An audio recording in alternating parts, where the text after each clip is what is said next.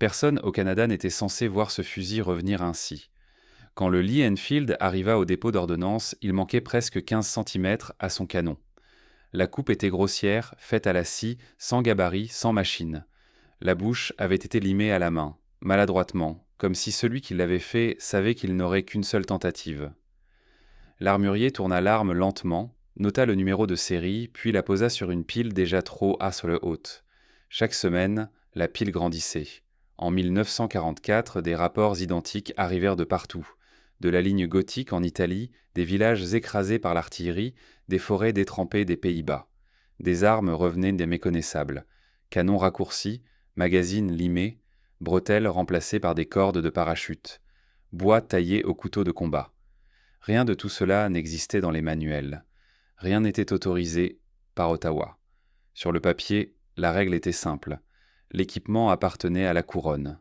Le modifier, c'était le détruire. Toute altération exposait le soldat à des sanctions. Retenue de solde, accusation formelle, parfois même une cour martiale. À Petawawa ou à Camborden, cette règle semblait absolue. Mais elle se brisait presque toujours au premier contact avec l'ennemi. Car une fois en Italie, une fois dans les ruines d'Ortona ou dans la boue noire des canaux hollandais, les règlements perdaient leur autorité. Les soldats canadiens ne combattaient pas la guerre pour laquelle leurs armes avaient été conçues.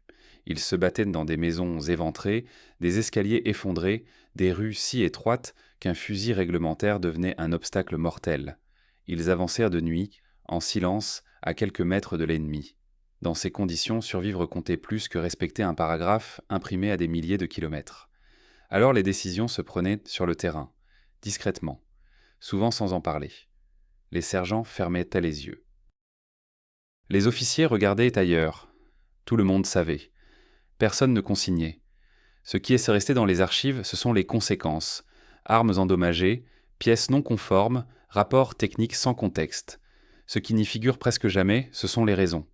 La peur du froid qui engourdit les mains jusqu'à rendre la gâchette inutilisable, le bruit d'une bretelle métallique qui s'entrechoque contre un boîtier de culasse à 2 mètres d'une patrouille allemande, le quart de seconde perdu à manœuvrer une arme trop longue dans un couloir obscur. Chaque modification était un pari. Certaines sauvaient des vies, d'autres en coûtaient. Toutes violaient les règlements du roi. Les soldats canadiens n'étaient pas des ingénieurs. Ils n'avaient ni banc d'essai ni marge d'erreur. Ils travaillaient avec des limes, des scies, des morceaux de ficelle, parfois sous le feu. Ils adaptaient leur équipement non pas pour être plus performants, mais pour rester en vie jusqu'au lendemain. Après la guerre, la plupart de ces armes furent récupérées, inspectées, puis détruites. Les modifications furent classées comme des dommages matériels. Le choix humain derrière ces gestes disparut presque entièrement des dossiers officiels.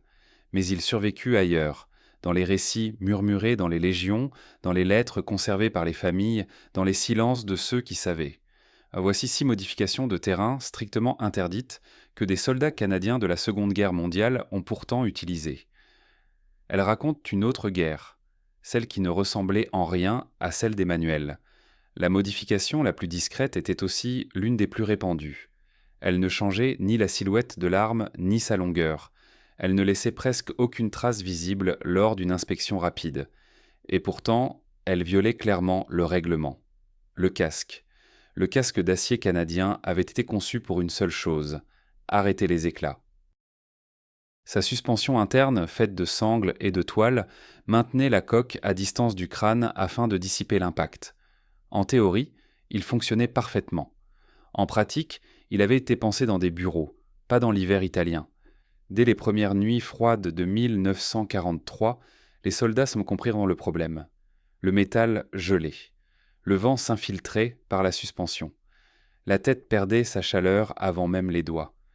Dans les rues détruites d'Ortona, les hommes restaient immobiles pendant des heures, blottis derrière des murs effondrés, attendant un mouvement, un bruit, une silhouette. Le froid devenait un ennemi aussi dangereux que les balles. Alors ils commencèrent à remplir leurs casques. Des bandes de couverture en laine furent découpées et glissées sous la suspension. Des écharpes italiennes récupérées dans des maisons abandonnées furent enroulées et tassées à l'intérieur. Certains bourraient tant de tissu que le casque descendait à peine sur la tête. Les vétérans des Seaforth Highlanders racontèrent plus tard que certains hommes retiraient la suspension complète et la remplaçaient par un enchevêtrement de tissu improvisé. Officiellement, c'était interdit. La suspension ne devait jamais être modifiée. Sans elle, le casque ne protégeait plus correctement contre les chocs. Mais la logique du front était différente. Un homme engourdi par le froid, incapable de se concentrer, était déjà hors combat. Quand l'été arriva, le problème s'inversa. Dans la vallée du Liri, la chaleur écrasait les positions canadiennes. Sous le soleil italien, les casques devenaient des fours. Des soldats s'évanouissaient bien avant d'entendre le premier tir ennemi. Alors d'autres modifications apparurent. Des fentes furent discrètement découpées dans la toile interne. Les sangles furent desserrées pour laisser circuler l'air. Certains retirèrent dose même temporairement le casque pendant les marches, le replaçant juste avant le contact. Puis vint la campagne des Pays-Bas, et avec elle l'un des hivers les plus froids que l'Europe ait connus. Là, l'ingéniosité atteignit un autre niveau. Du carton récupéré dans des caisses de munitions fut découpé à la forme exacte de l'intérieur du casque. Du liège arraché à des gilets de sauvetage fut glissé sous la toile. De la soie de parachute, étonnamment chaude, fut utilisée comme couche isolante. Le long de la Meuse, certains casques contenaient plus de matériaux improvisés que de pièces réglementaires. Les compromis étaient réels. Une suspension modifiée absorbait moins bien les impacts. Les couches improvisées pouvaient se déplacer, créant des zones non protégées. Les sergents le savaient, mais ils faisaient jouer le calcul autrement. Un homme inconscient, à cause du froid, était perdu à coup sûr. Un homme avec un casque imparfait avait encore une chance. Les rapports d'armuriers mentionnèrent parfois des suspensions manquantes, des doublures altérées, sans commentaire.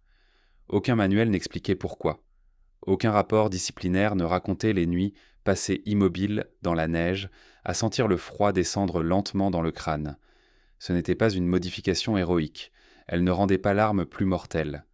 Elle ne donnait aucun avantage tactique spectaculaire. Elle permettait simplement de tenir.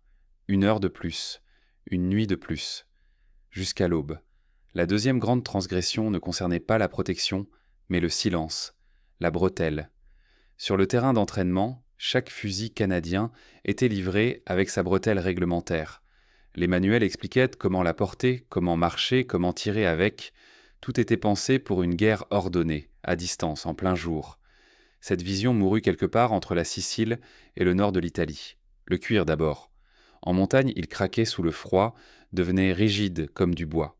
Sous la pluie, il absorbait l'eau, doublait de poids et ne séchait jamais vraiment. La toile, elle, se gorgeait de boue lors des franchissements de canaux et restait humide pendant des jours. Mais le vrai problème n'était ni le poids ni le confort. C'était le bruit. Dans les patrouilles nocturnes, le moindre cliquetis pouvait être fatal.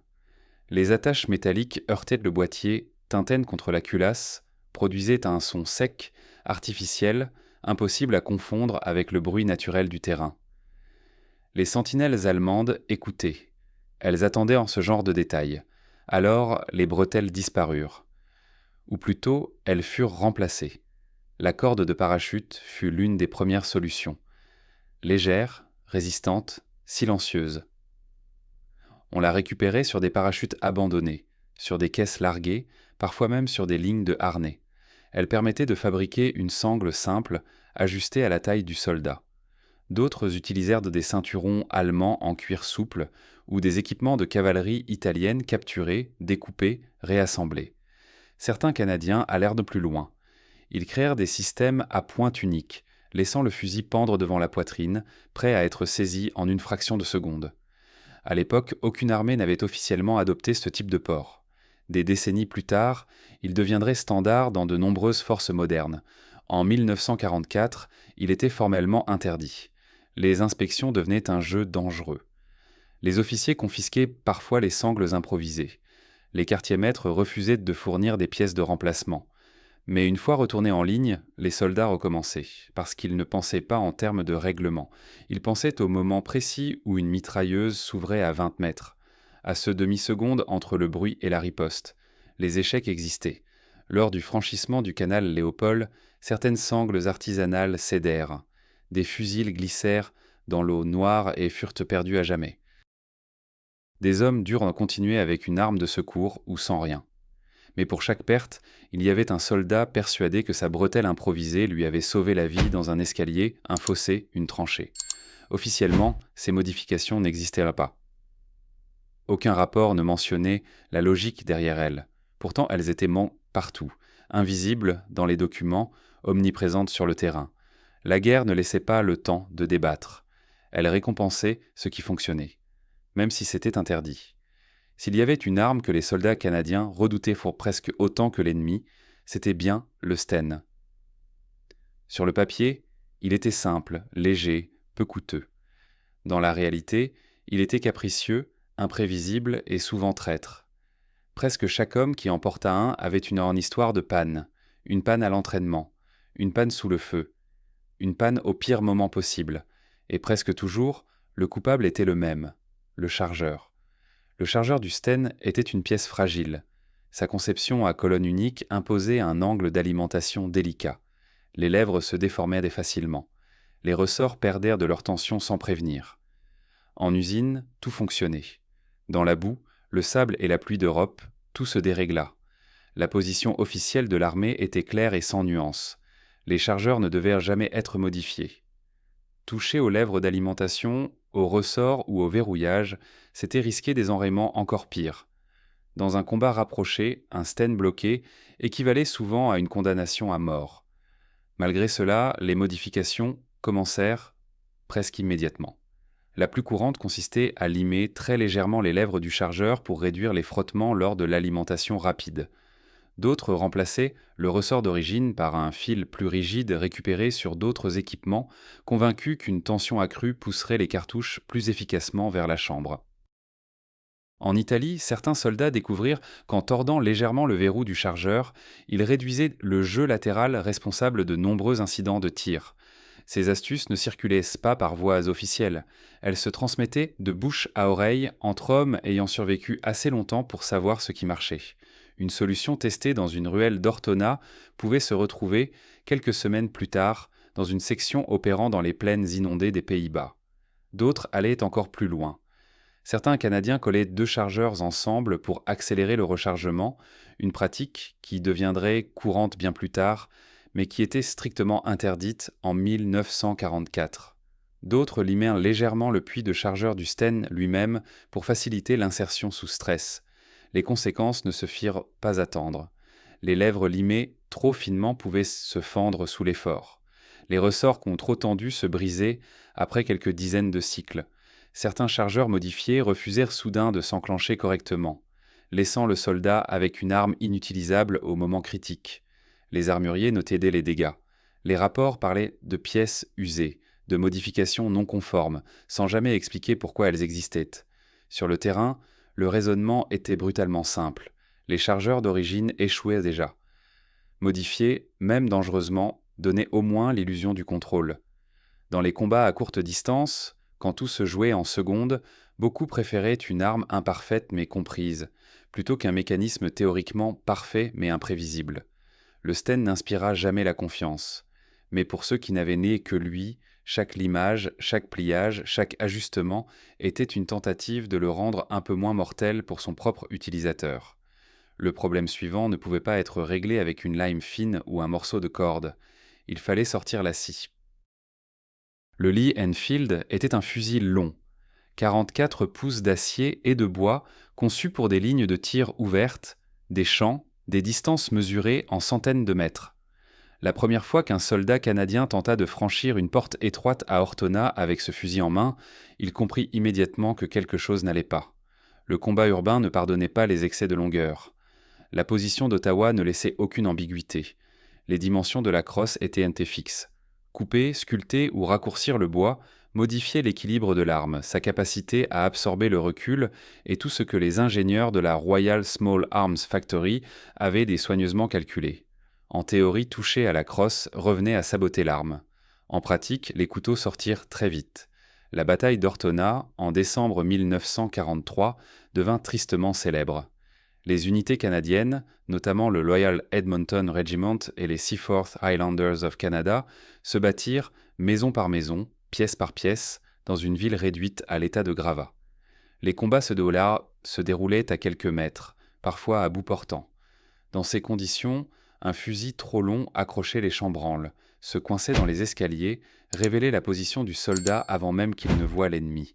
Alors certains commencèrent à raccourcir leurs crosses, à la baïonnette, à la scie à métaux, avec des outils empruntés à des civils ou récupérés dans des ateliers improvisés. L'objectif n'était pas le confort, mais la vitesse. Pouvoir faire pivoter l'arme plus vite dans un couloir. Pouvoir la lever et tirer depuis la hanche dans un échange brutal et imprévisible. Le phénomène ne se limita pas à l'Italie. Aux Pays-Bas, dans les fermes fortifiées et les maisons basses entourées de digues, les Canadiens rencontrèrent le même problème. Des espaces confinés où chaque centimètre comptait. Là aussi, le bois fut coupé. Les effets secondaires apparurent presque immédiatement. Une crosse raccourcie absorbait moins bien le recul violent de la cartouche .303. Après quelques chargeurs, les épaules étaient découvertes d'ecchymoses. Le bois fragilisé se fissurait parfois sous l'effort. Dans plusieurs cas documentés, la crosse céda complètement en combat, rendant l'arme inutilisable. Quand un officier découvrait une crosse modifiée, la réaction était souvent sévère. Destruction de propriété, de la couronne. Armes confisquées, sanctions disciplinaires, retenues sur la solde. Mais au front, l'application de la règle dépendait presque entièrement du sergent. Et le sergent avait vu les couloirs, les portes, les angles morts. Il savait qu'un fusil intact, mais inutilisable dans un espace clos, était plus dangereux qu'un fusil imparfait, mais maniable. Ces hommes n'essayaient pas d'améliorer leur arme. Ils essayaient de l'adapter à un environnement pour lequel elle n'avait jamais été pensée. Chaque entaille dans le bois était un aveu silencieux. Le champ de bataille réel n'avait rien à voir avec celui des manuels. Il existait une règle presque sacrée dans l'armée canadienne. On ne touchait pas aux organes de visée. Les mires du Lee Enfield sortaient d'usine réglées pour 300 yards. Une distance propre, mesurable, rationnelle. Une distance qui, sur le terrain, n'existait presque jamais. Dans les villages pulvérisés autour de Caen, dans les ruines d'Ortona, dans les faubourgs inondés des villes hollandaises, les combats se jouaient à 30 mètres, parfois à 10, parfois moins. À ces distances, les réglages méticuleux devenaient inutiles. Pire encore, ils ralentissaient. Modifier les organes de visée était considéré comme une faute grave. La moindre altération détruisait le zéro de l'arme. Les armuriers rappelaient que des ajustements amateurs rendaient un fusil imprévisible, incapable de frapper là où on le pointait. Toucher au guidon ou à la hausse exposait le soldat à des sanctions immédiates. Malgré cela, les limes ressortirent. Certains Canadiens commencèrent par abaisser légèrement le guidon, compensant ainsi les distances réelles des engagements. D'autres retirèrent complètement certaines pièces de la hausse arrière, préférant une ligne de mire dégagée pour le tir instinctif. Dans l'obscurité de l'hiver européen, quelques soldats entouraient le guidon de fils blancs ou de bandes médicales afin de le rendre visible dans la pénombre.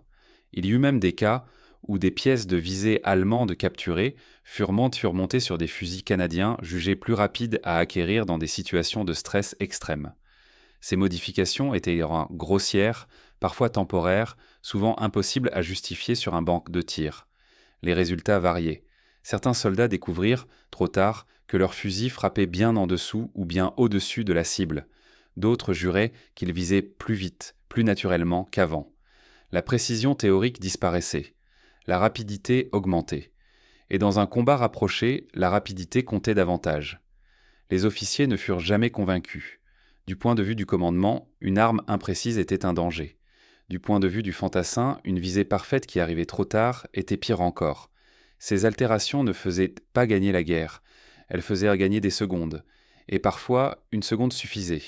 Chaque fusil ainsi modifié devenait unique, impossible à régler selon les normes, impossible à transmettre à un autre homme sans explication.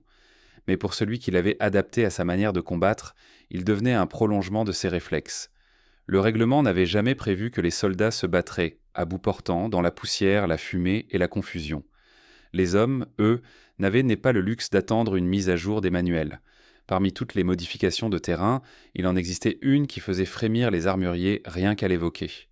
Raccourcir un canon n'était pas un ajustement. C'était une destruction pure et simple. Le canon du Lee Enfield avait été calculé avec précision. Sa longueur garantissait la vitesse initiale de la balle, la stabilité du projectile et une combustion correcte de la poudre. À l'extrémité, la couronne usinée assurait que la balle quittait le canon de façon parfaitement symétrique. La toucher, c'était ruiner tout ce travail. La couper, c'était franchir une ligne rouge. Un soldat surpris avec un canon raccourci risquait la cour martiale sans discussion. Et pourtant, les scies apparurent. Dans les combats de rue à Ortona, lors des raids de tranchées le long de la ligne Hitler, dans les villages écrasés autour de Caen, les mêmes calculs se répétaient. Un canon plus court se manœuvrait plus vite. Il passait plus facilement les angles. Il réduisait le temps nécessaire pour engager une cible à bout portant. Quand chaque mouvement comptait, ces centimètres en moins semblaient former faire la différence. Les soldats travaillaient avec ce qu'ils avaient. Scies à métaux, limes, parfois outils d'ingénierie récupérés sur le terrain. Certains tentèrent de refaire une couronne approximative en limant soigneusement l'extrémité du canon. Ceux qui avaient des notions de métallurgie obtenaient parfois un résultat acceptable. D'autres détruisaient irrémédiablement leur arme. Les échecs prirent plusieurs formes. Des balles sortaient en vrille, frappant la cible de côté sans pénétration. Des fusils perdaient toute précision au-delà de quelques mètres. Dans les pires cas, des canons mal coupés se fissuraient ou se rompaient sous la pression de la cartouche. .303, blessant grièvement le tireur. Les officiers qui découvraient ces armes n'hésitaient pas. Confiscation immédiate. Procédure disciplinaire. Une faute qui pouvait suivre un soldat bien après la fin de la guerre. Mais au front, la logique était implacable. Les hommes comparaient deux risques, celui d'une arme qui pouvait échouer, et celui d'une arme intacte mais trop lente pour survivre à un combat rapproché. Beaucoup choisiront dans le premier. Ces canons raccourcis ne figurèrent jamais dans les rapports officiels comme des choix tactiques. Ils apparurent seulement comme des dommages inexpliqués. Pourtant, derrière chaque coupe se trouvait une décision prise dans l'urgence, sous pression par quelqu'un qui savait exactement ce qu'il risquait. À ce stade de la guerre, presque aucune de ces modifications n'était vraiment secrète. Elles étaient simplement tues. Tout le monde savait. Les caporaux, les sergents, les officiers subalternes, les armuriers sur le terrain. La différence tenait à une seule chose, qui posait la question. Tant que personne ne regardait trop attentivement, tant que l'arme fonctionnait et que l'homme faisait son travail, la machine continuait d'avancer. Mais parfois, la réalité rattrapait la façade. Lors des inspections arrière, loin de la ligne de front, les règlements redevenaient soudain réels. Des armes modifiées étaient alignées sur des tables. Des numéros de série étaient relevés. Les rapports prenaient un ton sec, administratif, canon raccourci, crosse altérée. Chargeur non conforme. Aucun mot sur Ortona, aucun mot sur les escaliers, aucun mot sur les nuits bleues glaciales. Pour les soldats concernés, ces moments étaient dangereux. Certains tentèrent de masquer les modifications. Des crosses raccourcies étaient grossièrement rallongées avec des morceaux de bois. Des canons limés étaient repeints pour masquer la coupe. Des chargeurs bricolés disparaissaient mystérieusement avant les inspections. Ce n'était pas de la ruse, c'était de la survie administrative. D'autres assumaient, ils rendaient leur arme, recevaient un remplacement réglementaire et retournaient au front avec un équipement qu'ils savaient mal adapté. Dans certains cas, ces hommes ne revenaient pas. Il existait une ligne tacite que personne n'énonçait clairement. Tant que la modification permettait à un homme de combattre efficacement, tant qu'elle n'attirait pas l'attention inutilement, elle était tolérée. Dès qu'elle devenait visible, elle devenait un problème. Les sergents jouaient un rôle clé. Ils savaient quand fermer les yeux. Ils savaient aussi quand intervenir. Certaines modifications étaient trop dangereuses. Un canon mal coupé, une crosse fragilisée au point de se fendre, un chargeur devenu plus instable qu'avant. Dans ces cas-là, l'arme était retirée, parfois brutalement. Pas pour obéir au règlement, pour éviter un mort inutile. Ce tri informel, jamais écrit, n'apparaît dans aucun manuel. Pourtant, il régulait la vie quotidienne des sections canadiennes, une sorte de doctrine parallèle née de l'expérience et du sang. Avec le temps, chaque soldat finissait par connaître parfaitement son arme, non pas celle décrite dans les documents officiels, mais celle qu'il portait réellement. Il savait comment elle réagissait, à quel point elle reculait, où elle frappait à courte distance, quels chargeurs fonctionnaient, lesquels éviter. Cette connaissance intime compensait en partie les défauts introduits par les modifications, mais elle avait un prix. Une arme ainsi adaptée ne pouvait pas être transmise facilement. Si son propriétaire tombait, celui qui l'a ramassé héritait d'un objet imprévisible, réglé pour un autre homme, une autre manière de combattre. Ce détail, rarement mentionné, explique pourquoi certaines armes modifiées furent abandonnées sur place après des combats violents. À mesure que la guerre avançait, ces adaptations devinrent moins exceptionnelles. Elles faisaient partie du paysage. Elles racontaient une armée qui, sur le terrain, avait évolué bien plus vite que ses règlements. Quand la guerre toucha à sa fin, la plupart de ces décisions disparurent dans un silence administratif. Les armes furent récupérées, inventoriées, inspectées, classées. Dans les dépôts, des armuriers ouvrirent des caisses remplies de Lee Enfield méconnaissables, des canons trop courts, des crosses taillées, des guidons limés. Officiellement, il s'agissait de dégâts dus au combat ou d'un mauvais entretien. Les rapports utilisaient des mots neutres, presque aseptisés, rien qui évoquait des choix humains, rien qui parlait de survie. Beaucoup de ces armes furent détruites sans autre forme de procès. Elles ne correspondaient plus aux spécifications. Elles ne pouvaient pas être remises en service. Elles représentaient un risque. Alors on les démonta. On les fondit. On les fit disparaître. Ce qui survécut, ce ne furent pas les fusils, mais les histoires. Dans les légions canadiennes, des décennies plus tard, certains vétérans évoquaient encore le fusil trop long jusqu'à ce qu'il ne le soit plus. Le Sten qui s'enrayait jusqu'au jour où quelqu'un avait osé toucher au chargeur. Le casque bourré de laine qui avait permis de tenir toute une nuit sans perdre connaissance. Ces récits n'étaient jamais héroïques, ils étaient factuels, presque banals, comme si ces gestes avaient été évidents. Pourtant, ils n'apparaissent presque jamais dans les livres d'histoire militaire, parce qu'ils ne correspondent pas à l'image d'une armée disciplinée, standardisée, parfaitement contrôlée. Ils montrent quelque chose de plus inconfortable, une institution incapable d'anticiper entièrement la réalité du combat et des soldats forcés de combler ce vide par leurs propres moyens. Chaque modification racontait un écart entre la guerre prévue et la guerre réelle, un écart que personne, au sommet, n'avait vraiment voulu reconnaître pendant le conflit. Après coup, il était plus simple de tout réduire à des anomalies matérielles. Dans certaines familles canadiennes, il reste encore des traces. Une photo floue d'un fusil un peu trop court, un casque à la doublure étrange, une bretelle faite d'un matériau qui n'apparaît sur aucune dotation officielle. Souvent, personne ne sait exactement pourquoi ces objets sont différents. Les hommes qui les portaient n'en parlaient pas beaucoup. Ils savaient que ce qu'ils avaient fait était interdit. Ils savaient aussi que, sans ces choix, ils ne seraient peut-être jamais rentrés. La doctrine militaire cherche la standardisation. Le champ de bataille produit l'improvisation.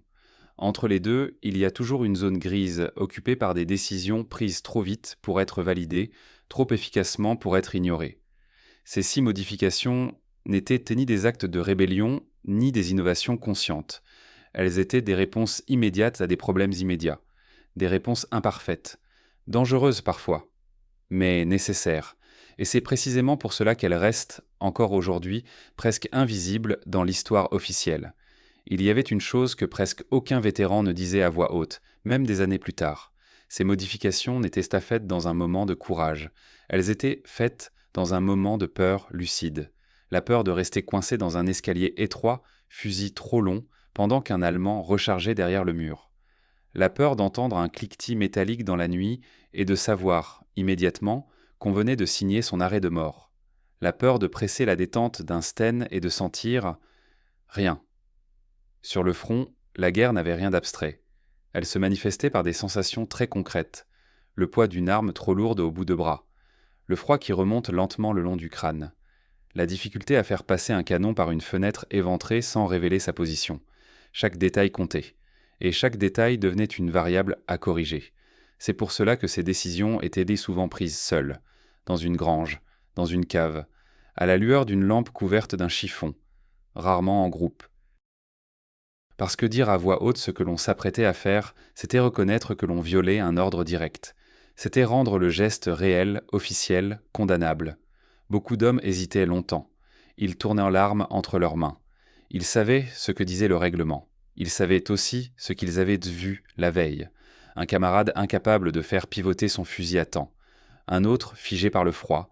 Un troisième tombé parce que son arme s'était enrayée à 5 mètres de l'ennemi. Alors la décision tombait. Calme, froide, sans colère. Personne ne pensait réécrire la doctrine militaire. Personne ne cherchait à améliorer une arme par orgueil.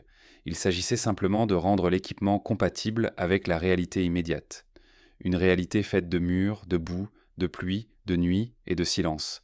Ce qui est frappant dans les témoignages tardifs, c'est l'absence totale de romantisme. Aucun homme ne parlait de ses gestes avec fierté.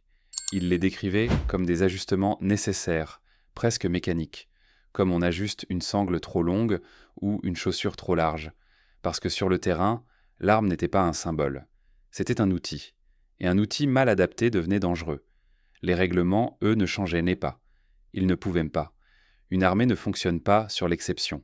Elle fonctionne sur la règle. Mais la règle ne respirait pas l'air glacé des ruines italiennes. Elle n'entendait pas les pas dans les escaliers. Elle ne voyait pas les ombres au bout des couloirs. Les soldats, si, il y avait aussi ce que les rapports n'indiquaient jamais, le regard des autres, celui des camarades, celui qui se pose sur une arme modifiée sans qu'aucun mot ne soit échangé. Dans une section, tout le monde savait qui avait raccourci sa crosse, qui avait limé son guidon, qui portait une bretelle faite de cordes de parachute. Ce savoir circulait sans discussion. On n'en parlait pas, mais on observait. Si une modification fonctionnait, elle attirait l'attention. Pas par admiration, par intérêt pragmatique. Ça tient? Ça ne s'est pas fendu? Ça ne s'enraye plus? Les questions étaient simples. Les réponses aussi. Quand une idée marchait, elle se propageait lentement, presque organiquement. Pas comme un ordre, comme une rumeur utile, une amélioration née de l'expérience directe. Mais quand elle échouait, l'échec était tout aussi visible. Un fusil qui part en vrille, une arme qui casse, un homme blessé par sa propre modification. Ces histoires circulaient encore plus vite. Il n'y avait aucune place pour l'idéologie dans ces choix. Seulement des résultats. C'est pour cela que certaines unités adoptaient des habitudes très spécifiques, presque locales. Dans un bataillon, on voyait davantage de crosses raccourcies. Dans un autre, des modifications de visée plus fréquentes. Cela dépendait du terrain, des combats rencontrés, et parfois simplement de la présence d'un soldat un peu plus habile que les autres. Les armuriers de terrain jouaient un rôle ambigu. Officiellement, ils devaient signaler toute altération. Officieusement, beaucoup comprenaient très bien pourquoi ces modifications existaient. Certains se contentaient de réparer ce qui était trop dangereux. D'autres donnaient des conseils discrets, jamais formulés comme tels. Un geste, un regard, une lime laissée un peu trop longtemps sur une table. Mais il y avait une limite. Quand une modification devenait trop visible, trop extrême, elle mettait tout le monde en danger. Le soldat, le sergent, l'officier qui avait détourné le regard. Alors la tolérance cessait brutalement. L'arme disparaissait. Le dossier suivait son chemin administratif. Et chacun retournait à son rôle. Ce fragile équilibre permit aux unités canadiennes de continuer à fonctionner malgré un équipement souvent inadapté à la réalité du terrain. Il n'était pas durable, il n'était pas juste, mais il existait. Et surtout, il n'apparaît nulle part dans les règlements. Après la guerre, tout fut remis à plat, ou du moins c'est ce que racontent les documents. Les dépôts se remplirent d'armes revenues du front. Les commissions techniques évaluèrent, classèrent, rejetèrent. Tout ce qui ne correspondait pas aux spécifications fut écarté. Les canons raccourcis furent notés comme irrécupérables. Les crosses taillées furent remplacées. Les chargeurs modifiés furent détruits. Dans les registres, ces objets devinrent des anomalies matérielles, rien de plus. Ce que les dossiers ne pouvaient pas contenir, c'était la logique qui les avait façonnés. Aucun rapport ne pouvait expliquer ce que cela faisait de tenir une position pendant 8 heures, immobile, avec le froid qui ronge lentement la concentration. Aucun formulaire ne pouvait traduire la panique muette d'un couloir trop étroit, quand chaque mouvement de trop signifiait être vu ou touché. Aucune case à cocher ne permettait d'écrire. J'ai limé cette pièce parce que je ne voulais pas mourir ce soir-là. Alors l'histoire officielle simplifia, elle parla de doctrine, de standardisation, de production industrielle. Elle montra des armes propres, conformes, alignées. Elle oublia volontairement les versions imparfaites, dangereuses, bricolées dans l'urgence. Celles qui avaient pourtant été portées au combat. Pour les hommes qui avaient survécu, ces souvenirs restèrent ambigus. Ils ne se voyaient en même pas comme des innovateurs, ni comme des rebelles. Ils avaient simplement fait ce que la situation exigeait. Ils savaient qu'ils avaient enfreint les règles. Ils savaient aussi que ces règles n'avaient jamais été écrites pour les lieux où ils avaient combattu. Dans certaines familles canadiennes, il reste encore des traces muettes. Une photo d'un parent avec un fusil légèrement trop court, un casque à la doublure étrange, une bretelle dont personne ne sait expliquer l'origine. Ces détails semblent insignifiants. Ils sont pourtant les témoins d'un choix fait dans l'ombre, fait dans Momoun, loin des états-majors. Les 6 modifications de terrain utilisées par des soldats canadiens pendant la Seconde Guerre mondiale ne figurent presque jamais dans les manuels. Elles n'ont pas de chapitre officiel. Elles ne sont pas enseignées. Et pourtant, elles racontent quelque chose d'essentiel. La guerre réelle ne respecte jamais parfaitement les règles qu'on écrit pour elle. Entre la doctrine et le terrain, il y aura toujours un espace. Dans cet espace, des hommes prennent des décisions rapides, imparfaites, parfois fatales. Ces décisions ne sont ni héroïques ni honteuses, elles sont humaines. Les règlements disaient que ces modifications étaient interdites. Les hommes qui sont rentrés disaient qu'elles étaient nécessaires.